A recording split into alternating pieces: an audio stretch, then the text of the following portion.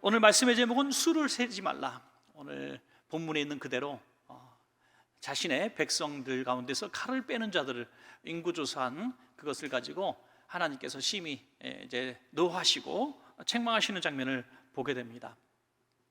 이스라엘 역사상 가장 위대한 왕 한 사람을 들려면은 누구든지 다윗 왕을 뽑을 겁니다. 그만큼 다윗 왕은 모든 백성들에게 사랑을 받고 지금까지도 가장 위대한 왕으로 기록될 정도로 뛰어난 사람입니다. 그럼에도 불구하고 이 다윗 왕도 큰 흠들이 많이 있었습니다. 우리가 잘 아시는 대로 밧세바를 범하고 그 남편 우리아를 죽게 만드는 엄청난 사건을 저지르기도 하죠. 정말 이 다윗이 그 다윗인가 할 정도로 어마어마한 실수를 하죠. 그런데 오늘 함께 읽으신 이 본문 가운데서도 다윗이 큰 하나님 앞에 실수를 범하는 모습을 보게 됩니다. 바로 칼을 빼는 자들, 병력수를 계수하는 이런 모습입니다. 여러분, 인구조사를 하고 자기의 병력수를 계수한다는 것이 그 자체가 절대로 죄는 아니죠. 민수기에 보면 모세도 자기 백성들을 잘 통치하기 위해서 백성을 잘 계수하는 모습들을 보게 됩니다. 그리고 모세도 자기를 백성들을 관리하기 위해서 천부장과 백부장, 50부장, 10부장을 세워서 관리하는 이런 모습을 보죠. 인구를 잘 센다는 건 중요합니다. 그래서 세금을 걷는다든지 통치할 때에 매우 유용하게 사용할 수 있는 통계가 되는 것이죠. 그러므로 다윗이 인구수를 셌다고 해서 절대로 책망받은 것은 아니라고 하는 것입니다. 오늘 그런데 1절에서 처음부터 참 이해할 수 없는 부분이 나옵니다.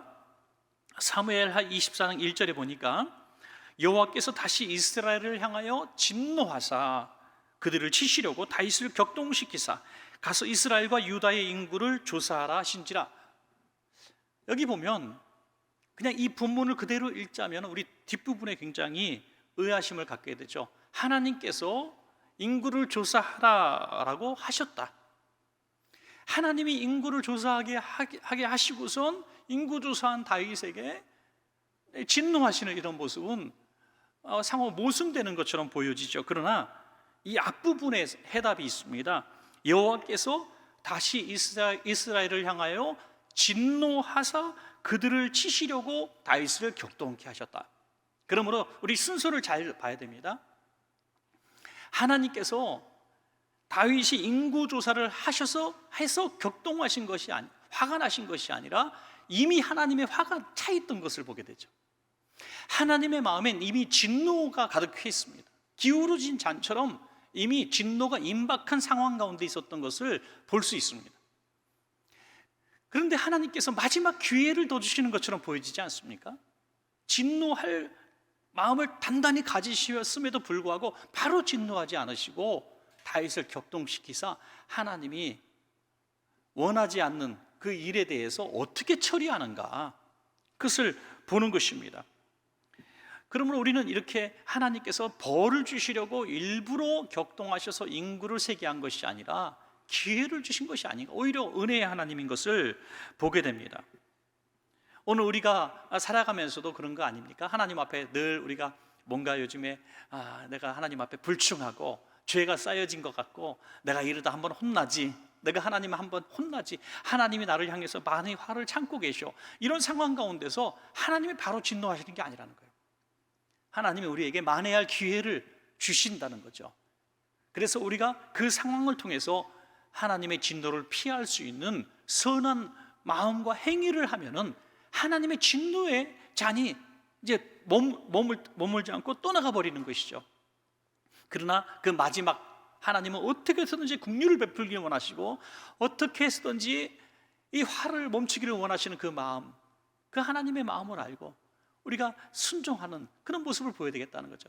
부모가 자식한테도 야, 너 말 안 들으면 혼난다, 말 안 들으면 혼난다, 이렇게 몇 번을 하다가 이번에 진짜 혼난다, 너 10살 때까지 말 안 들으면 혼나요? 9, 그 다음에 뭐라 그래요? 9반, 그 다음에 뭐다? 9반에 반에 반.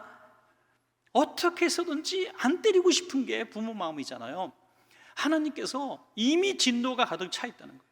여러분, 우리 가운데에도 지금 하나님의 진노 앞에 놓이는 사람들이 있을 수 있다는 거죠. 바로 저를 비롯해서 이 민족을 비롯해서 이 세계 만국들이 하나님의 마지막 진노 앞에 있을 수도 있다는 거죠. 근데 하나님은 바로 진노하시기 전에 우리 마음속에 격동을 시키시사 어떻게 행하는가 보고자 하는 하나의 테스트를 주시기도 하는 것입니다. 바로 다윗은 여기서 무너져 버렸고 하나님의 진노를 받았다는 것입니다. 그래서 이 다윗은 지체 없이 요압에게 명령을 내리죠. 사무엘하 24장 2절에 이에 왕이 그 곁에 있는 군사령관 요압에게 이르되 너는 이스라엘 모든 지파 가운데로 다니며 이제 단에서부터 부엘세바까지 인구를 조사하여 백성의 수를 내게 보고하라 하니 그랬습니다. 요압 군대 장관이죠. 이 요압에게 단에서부터 부엘세바, 이스라엘 지도를 여러분 보시면 길쭉하지 않습니까? 그 맨 위쪽 북쪽 부분이 단이고 맨 남쪽 부분이 부엘세바입니다. 그래서 북 꼭대기부터 자기 영토 꼭대기부터 맨 아래까지 다니면서 지파별로 칼을 뺄 수 있는 군사가 몇 명인지 조사하라 하는 것입니다. 여러분 처음에 말씀드린 것처럼 병력 수를 조사한다는 자체가 하나님 앞에 진노받을 일은 아니었다는 거죠. 하나님께서 이 마음을 격동시켜 주셔서 이것을 어떻게 대하는가, 처리하는가를 보기를 원하셨다는 거죠. 다윗에게 주신 특별한 테스트였다는 것이죠. 그런데 다윗은 이 테스트에서 하나님께 기쁨을 드리지 못하고 완전히 무너지고 말았습니다. 그래서 오늘 말씀의 제목이 수를 세지 말아야 됐을 때 수를 셌기 때문에 수를 세지 말라. 오늘 진노 앞에 놓였을 때 우리에게 어떤 하나님이 테스트를 주시는 일들이 있을 수 있어요.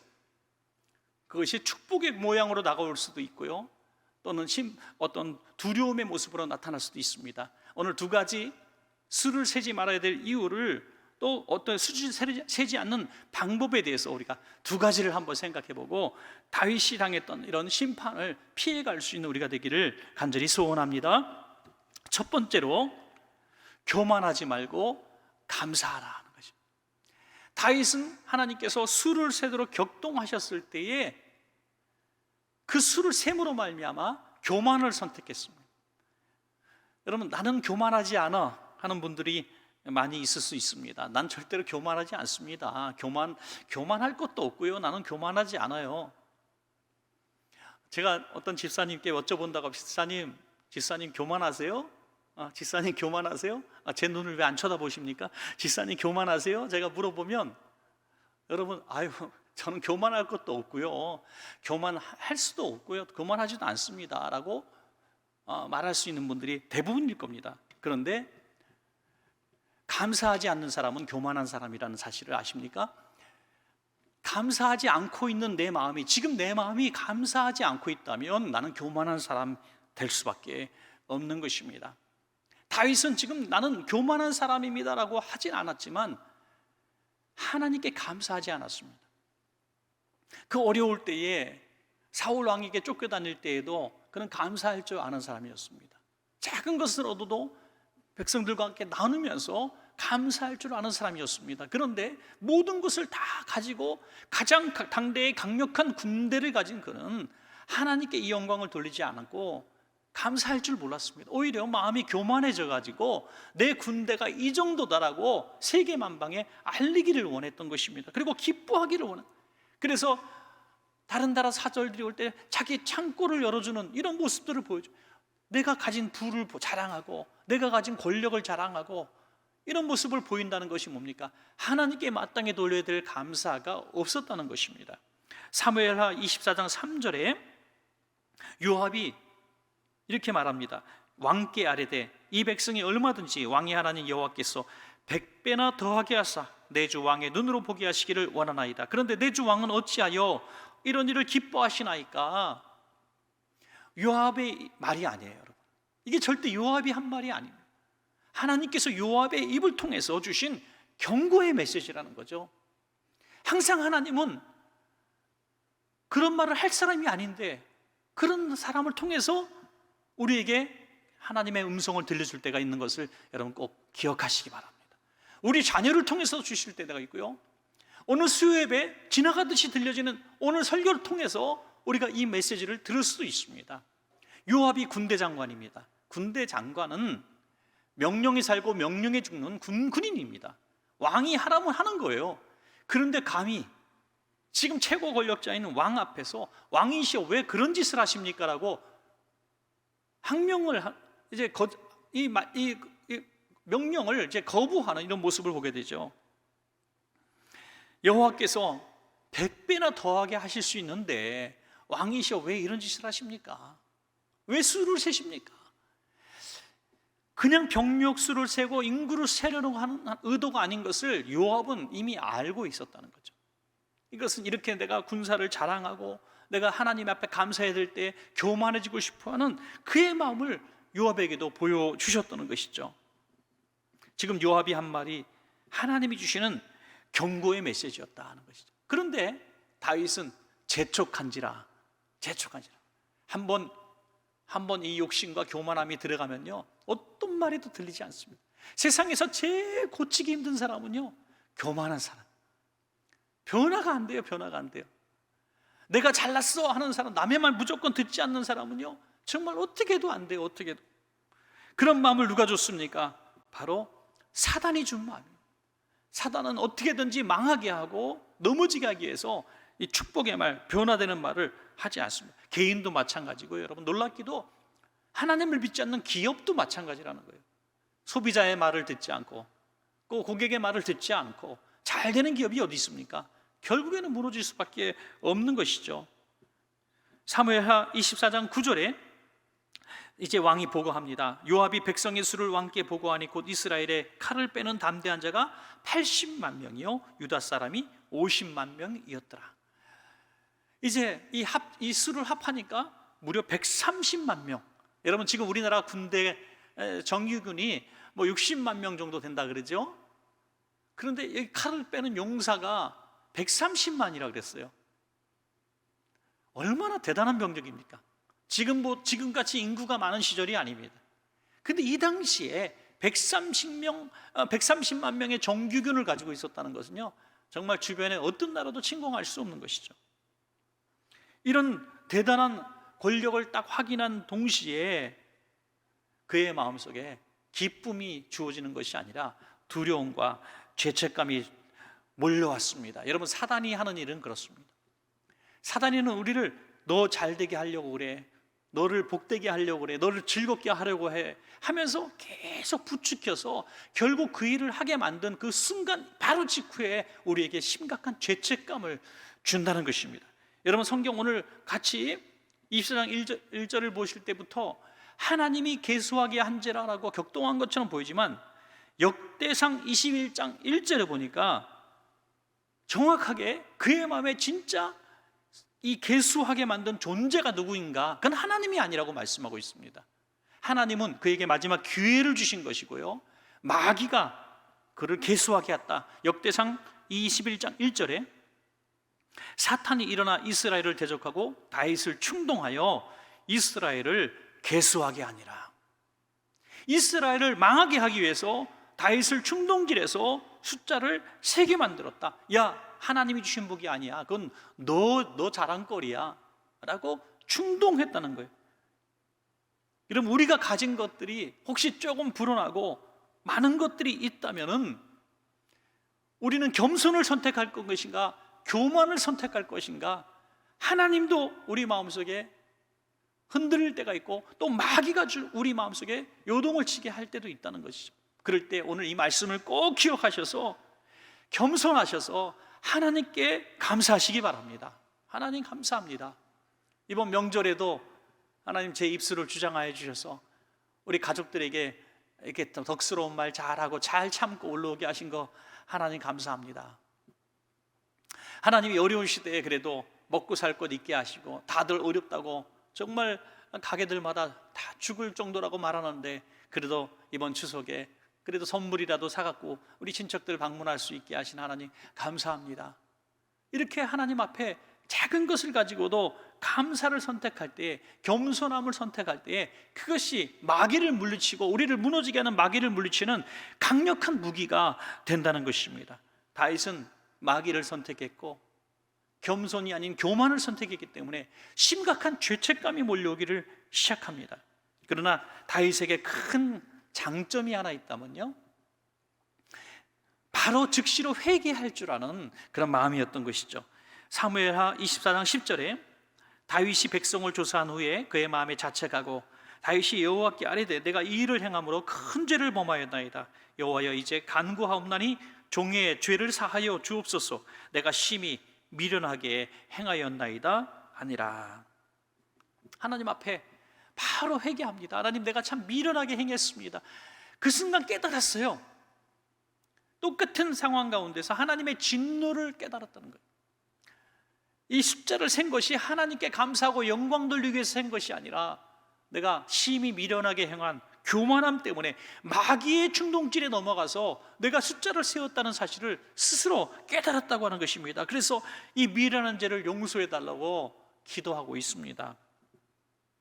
이 기도가 있었기 때문에 하나님께서 조건부 징계를 하신 거예요. 회개하지 않고 바로 내가 무슨 죄가 있냐 깨닫지도 못했다면 아마도 우리가 아는 다윗의 이런 행적은 아마 이후에 사라졌는지도 모를 겁니다. 다윗이란 우리가 기억하는 다윗이 아닐 수도 있습니다. 그러나 다윗은 즉시로 회개할 줄 알았기 때문에 다시 일어날 수 있는 은혜를 얻은 거예요. 여러분, 죄 짓는 것 참 불행한 일이고 징계받는 것 참으로 아픈 일이지만 회개가 다시 회복의 비결이고 열쇠인 것을 믿습니다. 여러분, 하나님께서 선지자 갓을 보내셔서 세 가지 중에 하나 선택해라. 아유, 참 세상에 하나님 축복의 세 가지를 줘서 행복한 고민에 빠지게 하는 것도 참 좋을 텐데 이 벌을 세 가지 중에 하나 택하라니까 뭘 택하겠어요? 여러분, 참 상상하고 싶지 않은 아픔이지만은 우리가 이 세 가지 중에 선택할 게 하나도 없는 것 같아요. 다 끔찍해요. 첫 번째는 7년 동안 기근을 주겠다. 두 번째는 석 달 동안 원수에게 쫓겨다니도록 하겠다. 또 하나는 사흘 동안, 단 3일 동안 전염병이 돌게 만들겠다. 보통 짧은 게 좋잖아요. 화끈하게, 하나님 화끈하게 3일로 끝납시다. 다이브를 볼 수도 있잖아요. 3일, 그래요. 3일. 7년은 너무 길어. 석 달도 길어. 그래, 사흘 동안만 하나님 눈 딱 감고 내가 고통당하겠습니다. 이렇게 해서 사흘을 선택했을까요? 아닙니다. 다윗이 이 사흘을 선택한 것은 내가 하나님께 범죄했으니 사람에게 쫓겨다니는 것이 아니라 내가 하나님께 직접 벌을 받겠습니다는 태도죠. 하나님이 주시는 벌을 받지 내가 사람에게 벌 받고 싶지 않습니다. 사무엘하 24장 14절에 다윗이 갓에게 이르되 내가 고통 중에 있도다. 청하건대 여호와께서 긍휼이 크시니 우리가 여호와의 손에 빠지고 내가 사람의 손에 빠지지 아니하기를 원하노라 하는지라. 여러분, 우리가 함께 읽지 않았습니다만 15절에 하나님께서 이 이스라엘 백성에게 벌을 내리시는데 이 표현이 너무 기가 막혀요. 단에서부터 브엘세바까지 전염병으로 치시니 죽은 자가 7만 명이었더라. 이렇게 나오고 있어요. 단에서부터 브엘세바까지라는 이 표현 자체가 하나도 다르지 않습니다. 이 다윗이 요압에게 명령할 때 이렇게 명령했습니다. 너는 가서 단에서부터 브엘세바까지 쫙 끝까지 남김없이 칼든 자가 몇 명인지 정확히 계수해서 나한테 보고해라. 그런데 하나님께서 징계하시는 그거 방법도 똑같아요. 단에서부터 브엘세바까지 하나도 남김없이 그 계수한 모든 동네를 찾아가서 전염병으로 사람들을 치시니 7만 명이 목숨을 잃었다는 거죠. 여러분, 하나님은 참 무서운 하나님이십니다. 행한 대로 말한 대로 갚으시는 하나님이신 것이죠. 그래서 우리가 입술을 참으로 조심해야 된다는 것입니다. 사무엘하 24장 17절에 보니까 이 다윗이 그래도 참 성군이라는 말을 들을 만한 사람인 것이 여기서 나오죠. 다윗이 백성을 치는 천사를 보고 곧 여호와께 아뢰요 이르되 나는 범죄하였고 악을 행하였거니와 이 양무리는 무엇을 행하였나이까? 청하건대 주의 손으로 나와 내 아버지의 집을 치소서 하니라. 하나님, 내가 죄를 졌는데 왜 내 백성을 칩니까? 하는 거죠. 마치 부모가 하나님 앞에 불충하고 죄를 졌는데 자식이 애매히 고난을 당하고 고통을 받을 때에 그런 죄책감이 드는 거예요. 아유, 하나님, 내가 잘못했는데 왜 내 자식을 치십니까? 하나님, 내가 잘못했는데 왜 부모를 치십니까? 하면서 하나님 앞에 이 죄책감에 너무 슬퍼할 때가 있는 것이죠. 그런데 그런 우리가 이해할 수 없는 많은 이런 본인이 아닌 다른 사람을 치고 가족을 치시고 물질을 치시고 이런 상황들 이해할 수 없는 부분도 있을 수 있겠지만 여기서는 저는 그렇게 생각하지 않습니다. 왜냐하면은 다윗만의 범죄가 아니기 때문이죠. 이미 하나님의 진노는 이스라엘 전 백성을 향해서 진노의 잔이 기울어져 있었던 것이죠. 그때 어느 백성조차 하나님 앞에 회개하거나 요압이 하나님 앞에 끝까지 결사 반대를 하거나 그런 모습이 보이지 않아요. 그래서 행한 대로 그 단체적인 공동체의 범죄에 있었기 때문에 이 백성이 징계를 받았다, 저는 그렇게 생각을 합니다. 여러분, 하나님께서 벌을 기뻐하시는, 심판을 기뻐하시는 의인 10명만 있어도 하나님은 구원하시기를 기뻐하시는 하나님이시기 때문에 의인이 있고 하나님 앞에 신실하게 살려는 무리들이 있으면 이런 일들이 벌어지지 않을 것이다, 저는 그렇게 확신합니다. 그래서 하나님이 다윗의 죄 때문에 백성들을 애매히 목숨을 잃게 하신 하나님이라고 생각하지 않습니다. 그래서 우린 술을 세라고 하는 이런 충동들이 왔을 때, 마귀의 충동이 왔을 때 우리는 꼭 오늘 첫 번째 생각합시다. 내가 교만하지 말고 감사함으로 하나님께 영광 돌림으로 이 술을 세지 않는, 이 악마의 유혹에 우리가 넘어가지 않는 이런 모습이 될 때 이런 징계, 진노에서도 피해갈 수 있다는 것이죠. 자, 마지막 두 번째는 좀 짧습니다. 마지막 두 번째는 술을 의지하지 말고 이제 하나님만 의지하라 하는 것이죠. 우리가 가진 권력, 물질, 건강, 어떤 업적들이 있을 때 여러분, 그것이 절대로 우리의 의지가 되어서는 안 된다는 것입니다. 오늘 왜 물질이나 건강을 치시지 않고 왜 백성들을 치셨습니까? 다윗이 자기의 물질과 건강을 자랑한 것이 아니라 백성들의 수를 자랑했기 때문에 하나님의 백성을 치신 것입니다, 여러분. 그래서 하나님보다 더 의지하는 것들이 있을 때 하나님은 질투하시는 하나님이기 때문에 그 우리의 우상을 치시는 것입니다. 그런 예화를 우리가 참 많이 들을 수 있습니다. 어떤 성도님이 그런 울먹울먹하면서 그런 얘기를 해요. 하나님은 하나님보다 사랑하는 거 있으면 다 가져가신다고. 하나님보다 더 사랑하는 게 있으면 다 가져가신다고. 그것이 무엇이든지 하나님은 질투하시는 하나님이신 것이 틀림없습니다. 우리가 하나님 외에 어떤 것도 사랑한다면 그것이 바로 우상이 된다는 것입니다. 우리가 가진 무엇 때문에 그것이 우상이 되어서 하나님보다 더 사랑하거나 더 의지하게 되는 순간 하나님은 그것을 다 빼앗아 가신다는 것입니다. 한때 정말 교회에서 가장 큰 일을 하고 교회에서도 집사님 안 계시면 우리 교회 무너질 거예요. 아니, 권사님, 장로님 없으면 우리 교회 어떻게 돌아갈까요? 우리 권사님이, 집사님이 내는 11조가 우리 교회 성도 전체의 절반이 될 거예요. 이런 식으로 우리가 그런 식의 칭찬 아닌 칭찬을 듣게 될 때가 최고의 위기입니다, 여러분. 최고의 위기. 누구 한 사람, 두 사람 때문에 하나님이 그런 역사를 운행하시는 하나님이 절대 아니라는 것입니다. 그런 건 사단의 속삭임. 저는 많이 보지 못했지만 한때 그렇게 많은 것들을 가지고 잘 헌신했던 사람들, 또 교회에서 빛나는 일꾼으로 정말 짊어지고 교회를 정말 힘겹게 이끌어가는 쌍두마차 같은 사람들이 소리 소문 없이 몰락해가는 일들을 한두 번 본 게 아니에요. 야, 집사님 이렇게 대단하십니까? 정말 집사님 같은 분 두세 명만 있으면 우리 교회 금방 일어날 거예요 라고 극찬을 받았던 사람들이 영원하지 않은 것을 보게 돼요. 다윗과 같은 유혹 앞에 속수무책으로 넘어지는 것을 보게 돼요. 사랑하는 여러분, 그런 상황이 왔을 때 오늘 다윗을 잘 기억하시고 하나님만 의지하시는 여러분 되시기를 주의 이름으로 축복합니다. 하나님만 의지해야 된다. 왜 그런 교만에 넘어지느냐? 하나님 외에 내가 가진 것들을 내가 더 의지하기 때문에, 내게 있는 권력이 있으니까, 내게 있는 물질이 있으니까, 내게 있는 지식이 있으니까, 내게 있는 건강이 있으니까 내가 이렇게 잘 쓰임 받는 거야 라고 생각하는 순간 하나님은 우리의 그것들을 빼앗아가 버리신다는 거죠.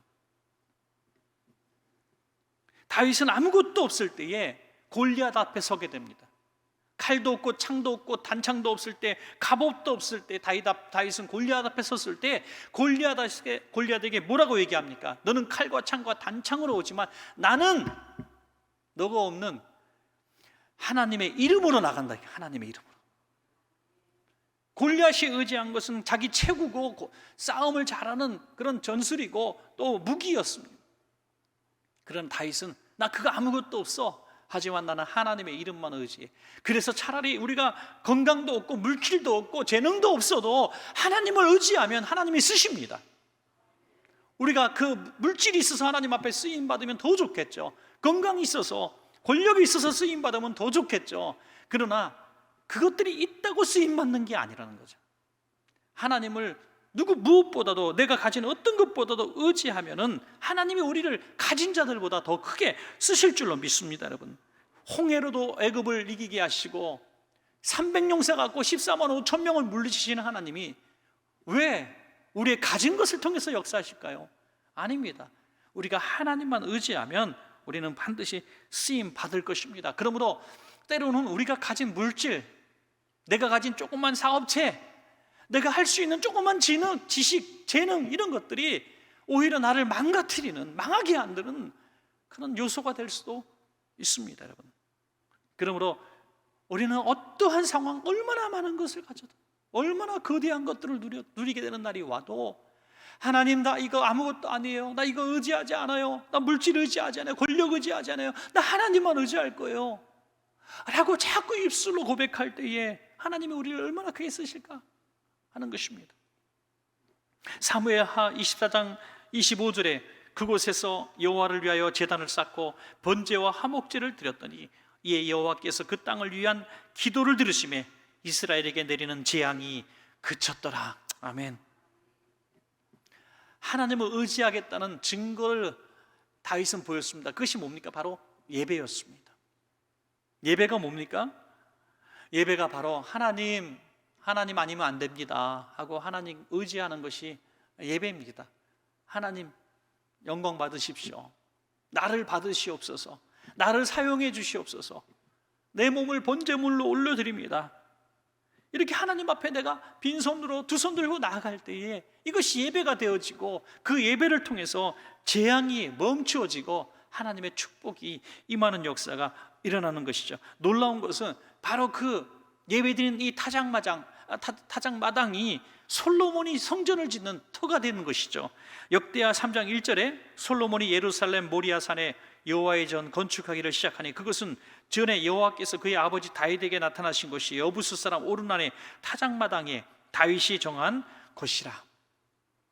다윗이 진노를 멈추게 하고 이제 하나님의 축복과 용서가 임하게 했던 바로 그 자리에 그 아들 솔로몬이 역사의 길이 남는 하나님의 성전을 세운 터전이 되었다는 것입니다. 우리가 드려진 예배 장소에서 우리 후손들이 예배를 드릴 수 있다는 게 얼마나 좋습니까? 여러분, 전 그런 소원을 한번 여러분들이 가져봤으면 좋겠어요. 오늘 말씀 듣는 여러분, 오늘 예배, 원천교회에서 지금 예배 드리고 있는 여러분들, 또 가정에서 원천교회 교인으로 예배하고 있는 여러분들이 지금 원천교회를 통해서 여러분들이 했던 어떤 사역, 손끝의 섬김이든 지식이든 물질이든 건강이든 어떤 수고든 기도의 중보든 헌신이든 이런 일들보다 여러분의 후손이 갑절이나 10배나 많기를 원합니다. 이것이 우리의 소원이 되어야 된다는 거죠. 우리 때는 이거밖에 못했어도 하나님, 우리 후대는 더 큰 하나님 앞에 영광 돌리기를 원합니다. 더 크게 쓰임받기를 원합니다. 그것이 우리가 생각하는 수치로 꼭 들 거 아니에요. 내가 하나님 앞에 이만한 규모로서 충성했다면 하나님 그 10갑절 큰 규모래 또 우리가 알 수 있는 규모는 아닐 거예요. 그것이 물질의 어떤 액수의 차이를 꼭 말하는 건 아닙니다. 하나님 관점에서 바라볼 때에 얼마나 크게 쓰실지는 하나님이 결정하실 일이죠. 그러나 우리 마음의 소원은 바로 그렇게 갖는 거예요. 하나님, 우리 때보다도 우리 후손 때가 다 하나님 앞에 영광 돌리기를 원합니다. 그러기 위해서는 부모로서 이 본을 보여야 되는데 부모가 얼마나 하나님을 의지하는가, 얼마나 하나님을 두려워하는가, 이런 모습들을 보여줄 때에 우리 후손들이 그렇게 하나님 앞에 쓰임 받을 것입니다. 사랑하는 여러분, 말씀을 맺겠습니다. 오늘 어려운 때라고 말을 하는데요, 너무너무 힘든 때라고 말하는데, 하나님 내가 지금 너무 힘들고 사업도 힘들고 가진 것도 없고 은행에 빚도 많고 난 절대로 교만할 수 있는 상황이 아닙니다 라고 말할지 모르겠지만은 감사하지 않고 있으면 교만한 사람이에요. 세상적으로 이 비교하지 마세요.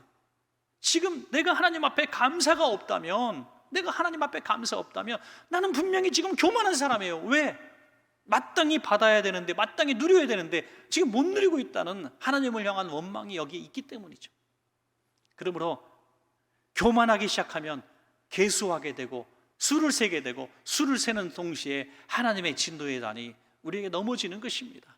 그러므로 진노의 잔을 그 목전에서라도 우리가 진노받지 않게 하는 가장 놀라운 비결은 하나님 감사합니다 하는 것이죠. 그리고 혹시 우리에게 고난이 다가왔고 우리에게 어떤 어려움이 다가왔을 때 우리는 그 이유를 여기서 찾아야 합니다. 내가 하나님보다 더 의지했기 때문에 하나님이 이런 고난을 주셨구나. 분명히 이거 사업이 되어야 되는데, 계약이 되어야 되는데, 물질이 잘 형통해야 되는데, 돼야 되는데 안 돼요. 자꾸 안 돼요. 그러면 그냥 마냥 기도하지 마세요. 하나님 왜 안 들어주십니까? 주여 삼창하고 또 부르짖고 금식하고 하면 그게 열립니까? 아니에요. 하나님의 방법은 지금 내가 기도하고 부르짖는다고 그게 열리는 게 아니라 하나님보다 그것을 더 의지하고 있지는 않은가. 내가 하나님 이건 되든 안 되든 하나님 손에 있습니다. 하나님을 내가 더 의지합니다. 지금 내가 만나고 가자는 그 계약 상대가 나를 의지하는 대상이 아니라 하나님이 그 사람을 움직일 수 있는 분이십니다 라고 하나님 앞에 기도할 때에, 그 하나님을 더 의지할 때에 하나님의 형통의 복을 주신다는 것입니다. 우리 귀한 여러분, 어떤 사람도 두려워하지 말고 어떤 상황도 두려워하지 말고 하나님만 두려워하고 하나님만 의지하셔서 하나님이 주시는 진노가 아닌 축복을 드리는 여러분 되시기를 간절히 축원합니다.